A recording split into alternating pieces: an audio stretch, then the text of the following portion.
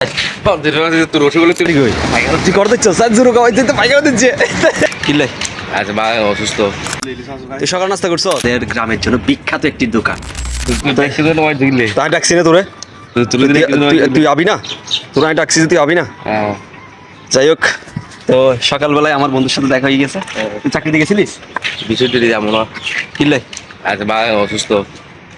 অসুস্থ লইব না ম্যাডাম চাকরি মেয়েদের চাকরি যেতে দেবো আরো কর্মজীবনে থাকছি আর করতাম যাদের এখন আই যায় কর্মজীবন শেষ রসগোল্লা তুই সরি তো তোর ওষুধ নাকি আচ্ছা তো যাই হোক তো বন্ধু গাড়ি গাড়ি চাকরি বিদায় দিচ্ছি আর কি। তো এই শুভ সকালে আমরা দেখতে পাচ্ছেন সূর্যোদয় এবং সুন্দর একটি পরিবেশ সকালের রাস্তায়। তো যাই হোক আমরা এখন চাকরিতে চলে যাচ্ছি, আমার বন্ধুকে বিদায় দিতে হবে। যাই হোক আমার বন্ধু এদিক দিয়ে আমাকে দোকানে নিয়ে আসলো।